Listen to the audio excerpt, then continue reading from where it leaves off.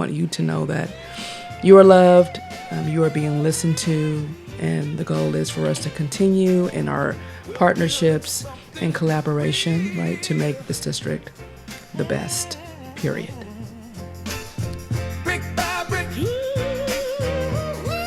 Hello, everybody, and welcome to Brick by Brick, the community podcast where we build a community one conversation at a time. I am your host, Brad Critchfield, and today I have a very, very, very special guest, Dr. Erin Simon. Nice to be with you. Thank you for doing this. Yeah, it's my pleasure.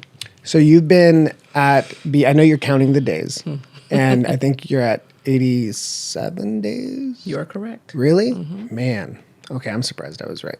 I think I heard you say 86 yesterday. I added one. That's See, look right. at that. All this education really helps. That's right. So, Arithmetic. What are your, how you feel so far? I'm feeling great. I feel nothing but just this warm welcome from our community, of course, from the Board of Education, my amazing bosses, by the way, and just everyone. We're all right. And just the listening and learning aspect, I truly feel this is a district, right, that wants to get better. I feel like we're on the precipice of just this greatness, but also knowing that there are some things that we need to improve upon in order for the system to really work as it's supposed to. But I'm just super excited and just thrilled to be around just amazing people in this amazing district and also the communities that we serve. What was the biggest surprise? Like, what's the thing that's you were less expecting coming into this role? I think the systems, right? The systems that just are not in place that we need to ensure that are in place just to ensure consistency. So from our school sites, many folks may be doing different things in regards to attendance taking practices there are a myriad of things I can mention, but just systems. So really building those systems in order for the system to work more effectively and efficiently. My favorite part of last night's board meeting was when President Stewart was talking about just like the consistency, say, even with tardy. I think that was a really good example. Yes. Do you see a lot of that throughout the district? I see some, and as we know, attendance is the way that districts are paid, right, and receive their money. And so having correct attendance-taking practices are super important, and not just for funding purposes, but for us to have an accurate account of students who are coming to school, whether it's on time, on a daily basis, and then resources and interventions and supports that are needed for students who are not coming as consistently as needed. So that's something that we definitely need to work on. Again, not just from a fiscal standpoint, but to ensure that our students are there and that they're learning. Yeah. Did you always want to be a superintendent? Yes. I always tell folks I've been working for this exact moment my entire career. So coming in as a teacher at the age of 23 years old, working with our students with disabilities, also coaching. I just always felt compelled to be a leader and to have impact, right, to really change the trajectory of many of our students' lives and working with families and communities. That's something that I grew up with, and I always tell this conversation just with my grandparents and my mother and my extended family. Family members that still to this day believe in the heart of community and that support and that education is the key to unlock unlimited potential. And so with that, just the impact that I knew that position had on creating change and changing the trajectory was something that I've been working towards for over 2 decades. Nice. When you think of in your role, in leadership role, do you have a leader that you work to emulate, somebody you admire, somebody that you look at and say, like, that's the type of, not necessarily impact, but like presence-wise, how I want to be? Like, who's that shining example for you? So there are two, and that lends itself to, well, actually there are three. My former superintendent, Mr. Chris Steinhauser. He's awesome. He's an amazing, not just mentor, but also a sponsor of mine. But I remember when I started in the Long Beach Unified School District, I remember him saying, look, you ready to work? we work in this district. And I'm counting on you, right, to change systems in many aspects of the work. But I watched him for 9 years, actually, 6 years, because I know he left before Dr. Baker took over. And I watched him consistently just work hard, build systems, have his, own communication style, work well with the board to build a great governance team, work with the community, while also spending just that quality time with his family that I know means a lot to him. But I learned from him about being consistent, being vulnerable, being transparent, and just being ready to say, yes, we're going to do this, or no, we're not going to do this, and give reasons why. Because he was always student-centered, and every move that was made in that district had students at the core. There's also another amazing person. Her name is Dr. Judy White, who did amazing things in the Moreno Valley Unified School District, was the first woman of color to serve as the Riverside County Office of Education Superintendent, someone who is a coach for me. But again, that steady leadership, leading from the soul, leading from the heart, building community, whether that's faith-based, working with families, and so many aspects of that, because all that becomes a domino effect in your school, in your district. And if you don't build community and forge those strong relationships, it does become harder to move the system along. Also did well with her governance team, but keeping students at the center. So the leaders that I admire, and there's also Dr. Paul Gothold, who I know you know as well, the former superintendent of Linwood Unified School District, but also San Diego County Office of Education. All three former superintendents lead from the heart. They lead from the soul. They keep students at the center of every decision, but they also understand the importance of building and forging partnerships with community and with parents and having that two-way communication in order for school systems to thrive. So I've learned from each of them in preparation for this job to do that. When is it hardest, or when is the most challenging to lead from the soul and lead from the heart? When do you find yourself really having to grapple with that? Like, are there times where certain instances you like really have to like hone in on that intentionality? Then we think about just fiscally. We know that a lot of districts are struggling right now from a fiscal standpoint, knowing that money is not being provided from a COLA standpoint and many other aspects. You also have, right, the rising costs of special education and not being funded right at that 40% as the federal government has promised districts, and we're only at 10% right now. So fiscally, you can get in this tug of war sometimes with, programs and such. But I think for superintendents and new superintendents like myself is really working with cabinet and our CBO to build guardrails around that. So then it becomes really not a tough decision. You have those guardrails and what you are protecting, even if you are slightly hurting fiscally, you are still keeping guardrails around those core activities and programs that you agreed upon that are not going to be touched. And it makes it a lot easier once you have, again, those systems and those guardrails into place. Right. I think that's probably the hardest part for me, when it becomes a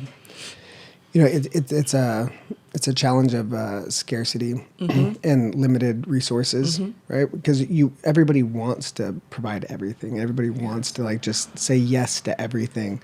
That is true. And then when you look at the big picture, the impact that a dollar spent is a dollar not spent, it gets really difficult, especially when it comes to spend, because it's you want to do everything, but the impact fiscally overall, you have to really kind of, those are where the tough decisions really come in. So that's why I don't envy, say Alma, our assistant soup of support services, or Renee. I think we have a really great executive cabinet, and I'm really agree. proud of everything that we're doing and the people that are in place right now. I think we have a lot of, I don't want to say untapped potential. We have just a lot of potential, and I think we're doing the work, and I think the community is going to see that play out over time and see the results of that. But, I think what marks a great person, leader, or employee is you internalize it, right? So I can feel it sometimes. Like if you don't care about your work, you're probably not going to do very good work. But I see the burden that they take on, and that it's not just a workload thing. It can really weigh on you in a lot of ways. So what do you do with staff when they are like working or stressed? Like, do you really emphasize like self-care? Absolutely. And yeah. So we have these conversations all the time, and not just when we meet as a cabinet on a weekly basis for a substantial amount of hours, but it's just also just text. For me, going home, I know sometimes I'm the last one to leave, the last car to leave the parking lot, but still, my job as a leader, yes, is to take care of myself, but to also pour into others. And so it's always a conversation. Get some rest, Fridays, disconnect. I'm only going to call you if there's an emergency. What are you doing to disconnect? What is your self-care? And so we do have those conversations because it is essential. If my staff, if our cabinet, if they're not well, they're not going to be able to support others and pour into others and pour into the work, because the work is very, very difficult. And this work is very stressful at times. But let's not forget it's also very rewarding. And that's why most of us have chosen this profession, is because we love children. We want to see children thrive, and we want them to we want them to be productive citizens in our society. And that's not lost on me, right, every single day. And I know it's not lost on the cabinet members who also serve the amazing Bellflower Unified School District. I think it's obvious how much everybody truly cares and pours their passion into their work. What do you think is the obviously every district has its challenges, right? And we have ours, and we're working on so many things. What do you think is the when people opt out of public schools and go to private schools? What do you think is like the biggest, I don't want to say the biggest failure of public schools that you see from a leadership standpoint, like work to correct, to make that adjustment to where people are choosing our public schools? Instructional outcomes. As a parent, that's the first thing you want to see. How is a school, our school district, doing instructionally? Like, where do they fit? Like, what are they ranked? What programs do they have that set them apart from other districts? And so for us, here's right where it gets a little interesting. Bellflower Unified School District has amazing programs that I don't believe many folks, not even community members who live in our area of residence, know that we have, like our CTE programs. Our programs that we have with Cal Apps, such as aviation and auto.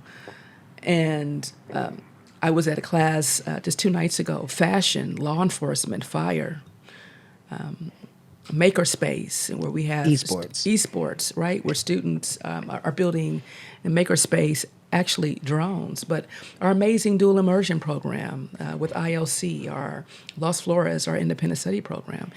Many community members don't know about the amazing things, so we have to highlight that much more, but also just instructionally. Instructionally, we are seeing some gains, but instructionally, we have a lot of work to do. So even with those programs, the core components around English language arts and math, we really have to do a better job in helping our students increase their academic outcomes. And I don't want to speak specifically from a state assessment standpoint. Just being able to understand, comprehend, critical thinking, being able to read, the science of literacy and reading, some things that we are incorporating this year with a lot of PD and a lot of structure. So I know with certainty that many parents look at the instructional aspects of schools, but also facilities. So the safety aspect around facilities, are facilities newer? Do they have the latest technology, right, to support even the technology-minded students that we have today who really rely on technology to help them in many aspects of around the world of instruction? And so safety is also an aspect, right, that is connected to the infrastructure of our buildings. And that's something in the Bellflower Unified School District we need to work on. Yeah. I know last night we were moving forward with our facilities master plan. We are working towards a bond. It's crazy because most people don't know that like when you look at all the surrounding districts, we have the lowest bond debt than any of the districts out there, because the districts only passed one bond ever. And what people don't know, like I know some people might take pride in that, but when it comes to how we fund our facilities, what people don't know is that we don't get funded to upgrade our facilities. We don't get funded to, build a new building. All of that has to come from a bond. Yes. When you really look at the state of our facilities, I think it was a disservice to our students and our facilities, because now we're so far behind. You look at Downey; they've passed like 3 in the past like 6 or 8 years, and they have beautiful buildings, and they're taking our students. It's like, you have to just look at the reality of the situation. If we don't get the money for these buildings, then who's going to want to go to our schools? Absolutely. I think our maintenance team and our facilities team do a good job of upkeeping and working with what we have. But at the end of the day, we got to have up to date facilities that are safe and that are going to attract parents, because a lot of curb appeal is a lot. Yes, it is. Like when you drive by a school, every day, if that curb appeal matters. Yes, it does. And I want, my goal, my vision is that BUSD is the best district in our entire area. And Lakewood being serviced by 4 different school districts, I want BUSD to be the school in Lakewood where people go like, I'm going to buy a house across the street that way. That's right. Because I want to be in that school district, because we do have amazing programs. That's right. And we do have amazing staff, and we have amazing momentum going forward. And I want us to shine. I would totally agree. And to your point, a huge shout out to our FMOT team, facilities maintenance, operation, and transportation. Awesome. From Mary, from Vince, from Patrick, from Kevin, from everyone over there. They all do an amazing job keeping our schools clean, painting as needed, anything you ask of them, power washing, just making sure that our schools, especially from the outside to the inside, are super amazing. And to your point, our Bellflower Unified School District being the best in this area, I would say yes and, right? So yes, locally, but from a national standpoint, also recognized, right, for amazing programs, for outcomes, and for ensuring that students can graduate college and career ready. And I know that's something that we can do. It may take some time as we're building these systems, but I believe, again, that Bellflower Unified is on the precipice of greatness. Yeah. Can I tell you one of the hardest parts about being a board member? When so let me see, how do I say this? When we talk about, and maybe you can relate, when you talk about what you want to see improve or what could be better or some challenges, there's like that, it is what it is, but then you start thinking about the people that are responsible for those areas, and you go like, damn, dude, I don't want them to feel a certain way, right? I don't want them to feel like I'm coming down on them. So you're like, I always feel the need to be like I love the person, like they're doing a great job, but and then you have to set up it's about the resources that they're getting, and then validate their effort and their expertise. But that is kind of a struggle, because there's a real human element, and that human capital is so important. And the last thing you want to do is lower their morale. Got it. Because you're addressing something that they oversee. So I was saying man, I love Patrick. I think he bleeds Mayfair blue and does all this stuff.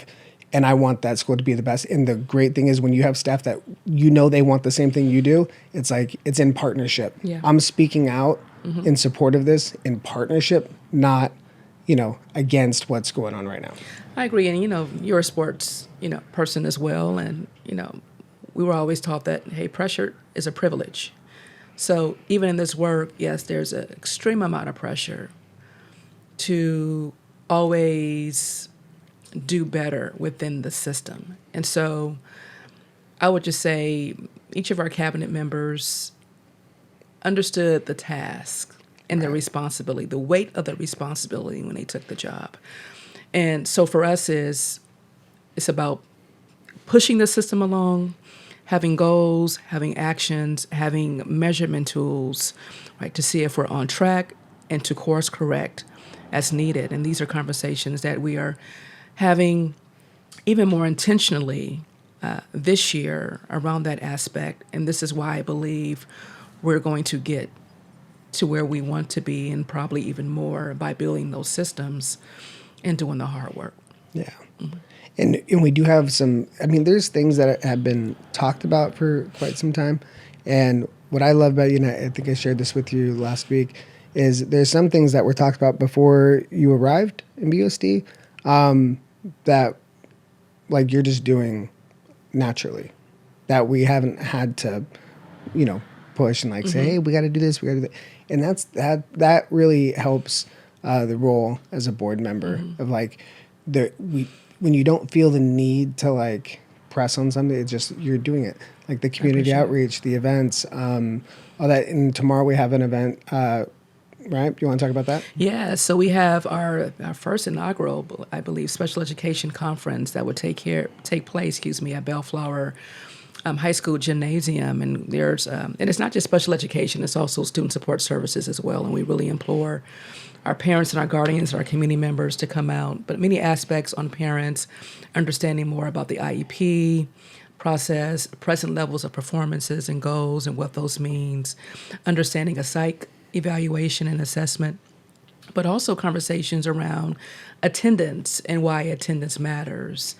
Mental health and issues, and how parents can reconnect or connect right with their students on another level, especially to have conversations around mental health and trauma and how they're feeling and how they feel safe and supported at school. So I'm super excited about this. A huge shout out to our Assistant Superintendent of School Support Services, Ama Uyoa, for providing, and her team for doing this great work, and super excited about our keynote speaker, Dr. Betters, who I've heard, who is a truly inclusive warrior, who is really going to shed some good light with our parents and guardians tomorrow. So super excited. That's awesome. I think it's gonna be good. And I know it's great because I got an email last week from a community member asking if they can go. They don't even go to our district, and I'm like, that's when things are are going good, when people from outside the district are saying, hey, you guys are doing that over there. Can I I think it's awesome. Absolutely. And just SPED in general. I talk to a lot of SPED parents, having a daughter who's in special education. And I'll tell you, they're the most passionate and involved parents. And the more involved a parent is, the more information is necessary, because those are the parents that they're going to advocate like crazy. And it's in the blood of a SPED parent. Like, I have it, my wife has it. So the more information you give up, you front load the information, they can navigate the supports, they can navigate the system, but you really have to spend that extra time, effort, and attention. And then everything else after that goes a lot smoother, right? So I think it's a great event that we're doing. It's the first one that we're doing. Not going to be the last. I think it's really important. And inaugural events are just exciting, period, because you get to see idea to fruition, right? And that's like the best. That's the best feeling. And we need to change. I mean, for us is, partnerships, forging those partnerships with our families and with our communities, so that we can have, effective two-way communication, to your point, so we can hear from them, their hopes, desires, and dreams, but also hear where investments must be made and where we must course correct and change. And for me, that's the most exciting part, the latter. Where do our parents feel that we still need to make some changes in order for our students to access to curriculum in the classrooms much better, and also to help them as they're navigating with their kids as well. Yeah. And I think from the communication standpoint, I'll tell you, before I got on the board, I remember I wanted to know what was going on. That's how it happens. You start getting involved, and then all of a sudden you're on the board. But I wanted to hear what happened at the board meeting. So I was like, where's the recording? Like, oh, we don't record our board meetings. This is back before I was on the board. And I was like, okay, well, how do I find out what happened at the open meeting? It's like, oh, you got to go to the district office. You pay $5 to give you a CD, audio only. And I was like, what the heck? This isn't that long ago. Oh, my. So I started pressing. So I started showing up to board meetings with my camera in a tripod and then live streaming them on Facebook, because you're allowed to do that. Yeah. So then the board started going into recording them. So then they did it. They got the recordings going. And then one of the first things when I got on the board, I was like, all right, well, it's hard to find our board meetings. So we started looking at that, and then they got on YouTube, and now and it's just like the accessibility, the more people feel like they, whether or not they're going to make a comment, whether or not they're going to engage, the fact that they know that they can, that right there reduces the amount of anxiety it comes to like what's happening behind the curtain. Yeah. Transparency means so much to so many people, totally and the understand. ability to participate is huge. I totally agree. Understand. I mean, I tell folks I'm a parent myself, and so I expect the same thing from my daughter's school. Our son is 20.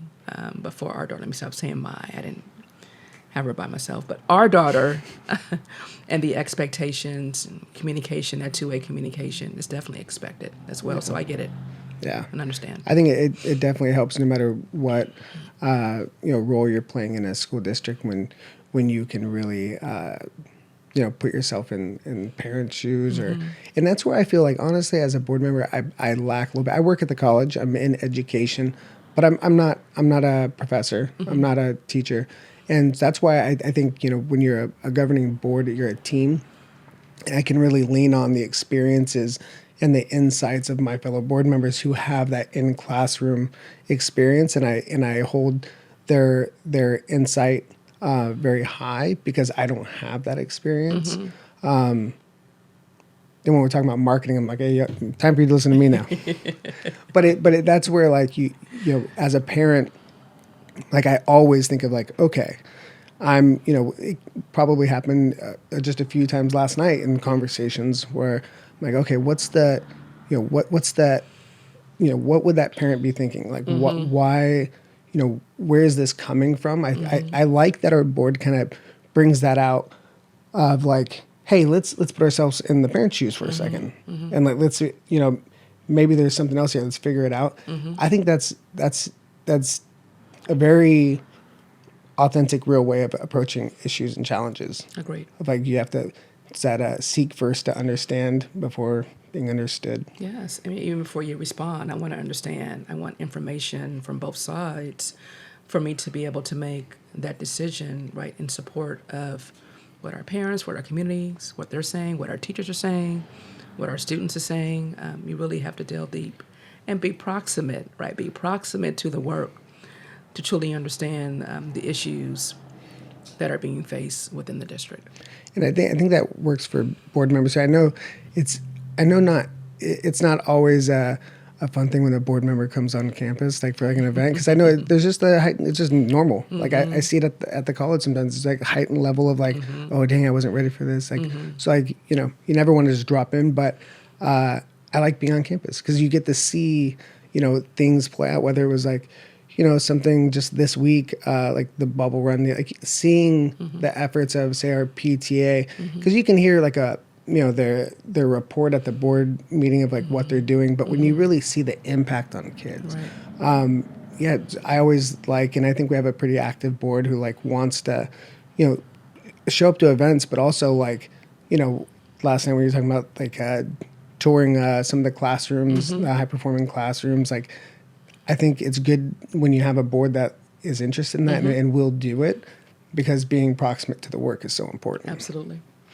So you, I don't want to say assigned, gave us homework. You gave a book recommendation to the board, and I'm halfway through. I read it on the airport. It's actually a pretty quick read, and I like it a lot. It's the High Road Leadership. High Road Leadership. By Mark Maxwell. John Maxwell. John Maxwell. John C. Maxwell. John C. Don't forget the C. That's fancy. When you start putting your middle in, I think I'm going to do that. That's my goal in life. I do that now. Yes. Do you? Yeah. What's M. Erin M. Simon. I've seen it. That's when like that's cool, because not everyone could pull it off, But I'm going to get there one day. I'm going to be Bradley W. Critchfield. There you go. I'm going to do That's it. That's a nice ring to it too. It does. So I really like the book. It's kind of in the title, right? High Road Leadership. I'm going to assume you've read it. Absolutely. Okay. Just make sure. Those people out there that will recommend a book and not have read it themselves. If you're that person, stop doing that.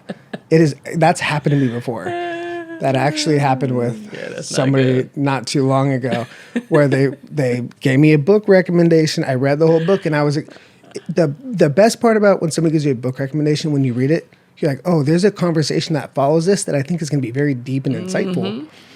And then I came back with that energy, like man, when they were talking about this and that, and like how meetings, like it was the book was Death by Meeting, and I'm like into it, right? Because I'm like, there was some good stuff in there. And within 10 seconds, I'm like, he didn't read the book. So I was like, man, but I still read a book. It's cool. Yes. Okay. But what did you get out of this book? For me, it was transformative, and can I say life-changing? Just teaches you the value of always taking that high road leadership, and being able to listen and respect, right, others' values, but also, right, when you're able to help them, right, kind of come out of their own selves, if that makes sense. And more so it's around helping others navigate how to take the high road in support of staff, even from a parent perspective. It could be from a faith perspective, but really showing folks that there's another way in how you lead with integrity, how you stay morally grounded, and how you also lead from the heart. Even when there's a very stressful or distressing situation, but how do you support staff members out of that? And then how do you coach them? How do you coach them to have a different mentality or route as they're working towards something, especially as they're working with people?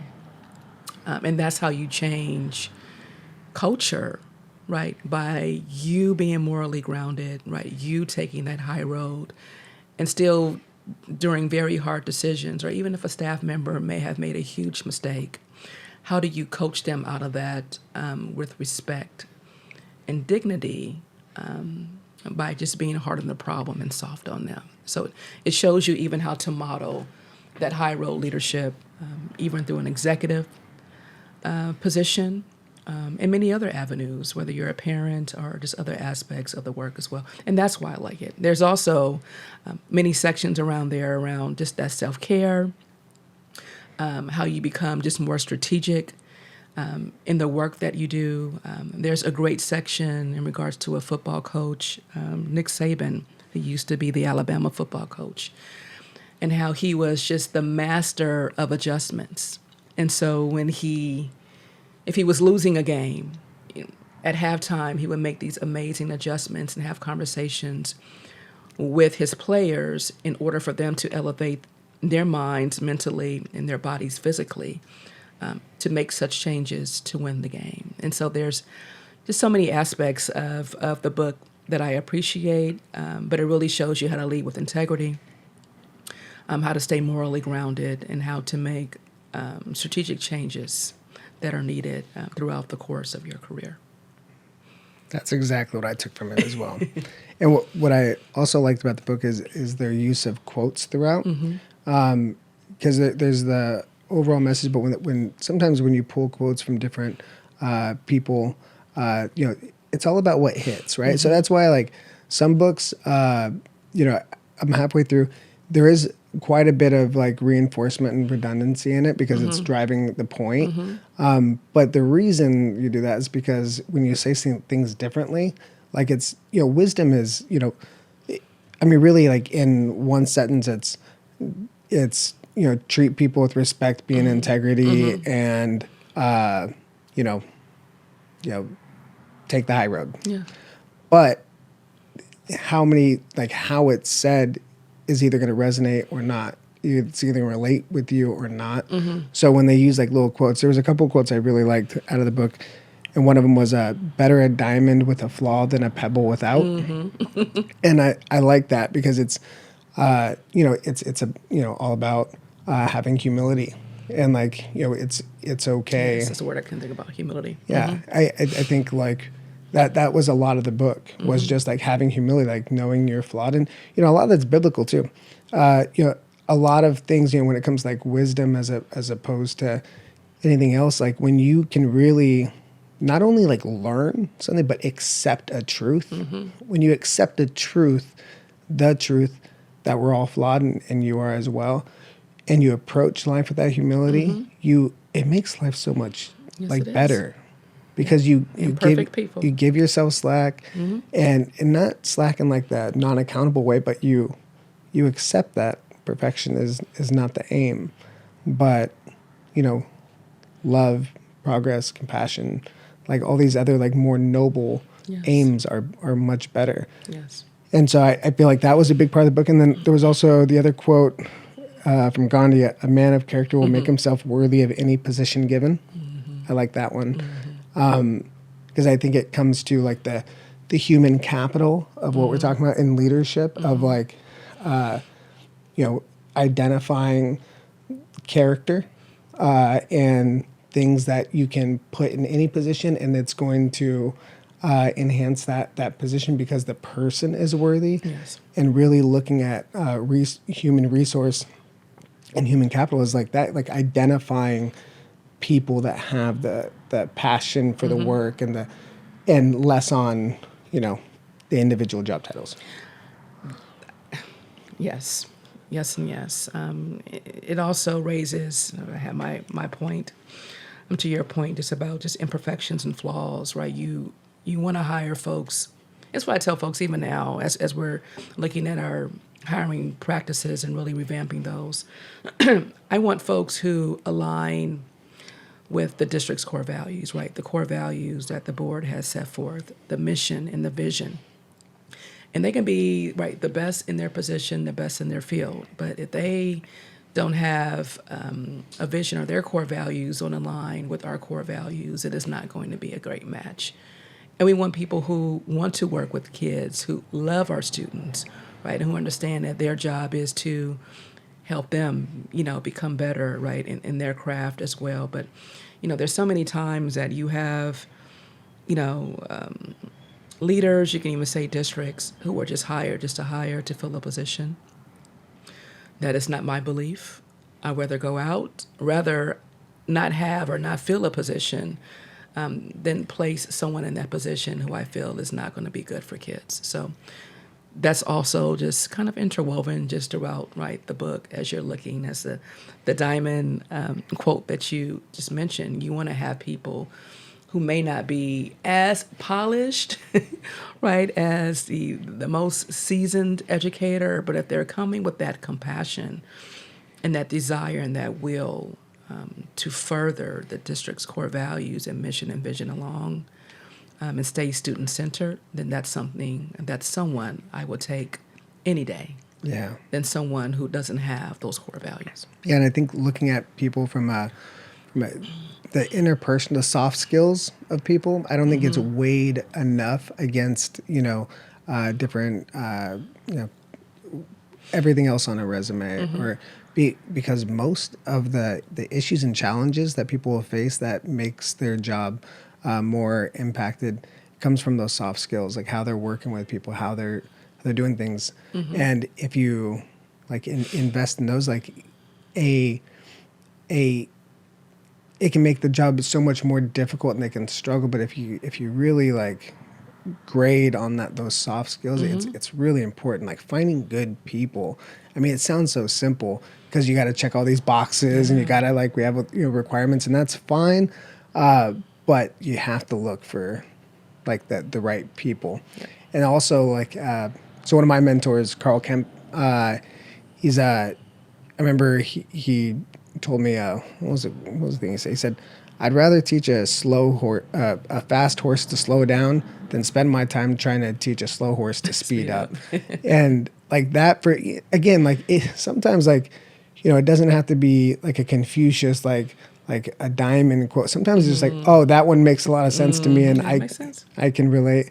And it's knowing like you can, if somebody has like that passion and wants to do a whole bunch, like it's you want them to have that capability to be a high performer, and then you can like put them in the, you can manage that a lot better. But if you get somebody who isn't even thinking on the tracker or moving towards like wanting to put a lot of effort into a job, it's very hard to pull effort out of people.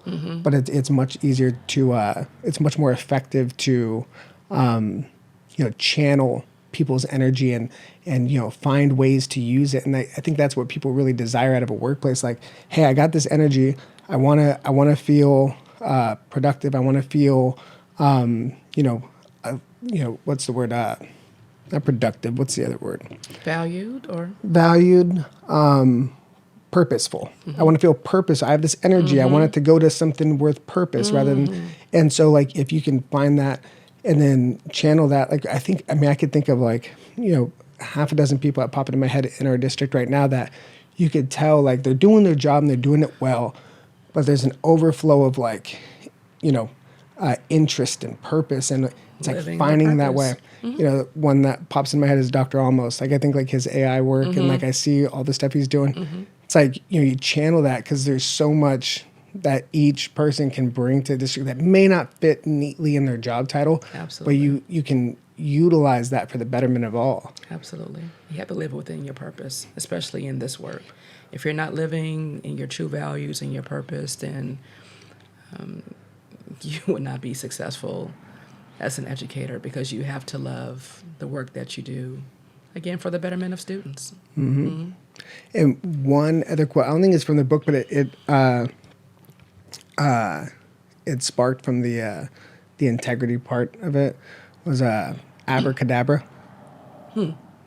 So abracadabra is like the magician's thing, but it's actually from Hebrew text, but the translation is, I will create as I speak. So I always feel like when you are able to take your words, and that's why I think words are so important, when your words become action and become real, that is magical. And so I always like think of that in my head, like abracadabra. Right. And whenever like when the Mayfair Field gets built, I'm gonna be like abracadabra. So like it's your word was bond. Yeah. So it's kind of like my internal thing, but I think that's always been so interesting to me. I love it. Yeah. I love it. Thank you. So Dr. Simon, thank you so much for being here. Actually, I'm gonna ask one more question. Sure. What's one message? I'm gonna have you talk to the camera on this one. What's one message to all of our BUSD students that you want them to hear? I would say, number one, just know that you have a board and a superintendent and a cabinet, right, who loves each of you. I know you may say, look, you don't even know me. But the purpose and love is in how we build programs and how we listen, right, in support of you. And so I want you to know that you have the full support of this board, of me, and of others to really serve you well. And I really hope that you're in this space to where you feel like if there's something that's on your mind, that you can reach out to me, that we can connect, but I want you to know that you are loved and we are in service of you. What's your advice to our teachers and instructional leaders? Like from that lens, like what's the message there? I think the message is to our teachers, right? We're family, we're community. I want you to know that you're loved as well. And I do want you to know that I am listening to what most of you have expressed to me of what's working well and where investments must be made. And we as a district want you to have the necessary tools and resources, right, for you to be successful, right, in your classroom as well. So I want you to know that you are loved, you are being listened to, and the goal is for us to continue in our partnerships and collaboration, right, to make this district the best, period. Beautiful. Thank you. Thank you for being here. My pleasure. Thank you. And thank you for all the work that you're doing. Thank you. And I'll see you tomorrow. Are you going to come by the... Absolutely. Awesome. So I'm even sporting the shirt. Shout out again to Alma. Go do the last name. I mess it up every time. Uyoa. Uyoa. I people avoid saying my last name all the time, so I don't feel bad. Like it's just like we're just gonna go first name for a little bit. But I practiced his last name. I know how long before I met him personally. It's very bad, especially when you read it. It makes it worse. But yeah, shout out to Alma Uyoa. It's gonna be a great event tomorrow, 8:45 at Mayfair. Bellflower. Oh, you're right. Mayfair. I said Okay. Bellflower. You fact checking me. You fact checking me on my own podcast. My fault. Steam building. Steam building. It's the Special Ed Conference and Community Resource Fair. It's going to be great. We have a lot of great things happening in BUSD with you at the helm. And I'm excited for everything that we have going on. And thank you for watching, and we'll see you guys in the next episode. Thank you. Nailed it. That was fun.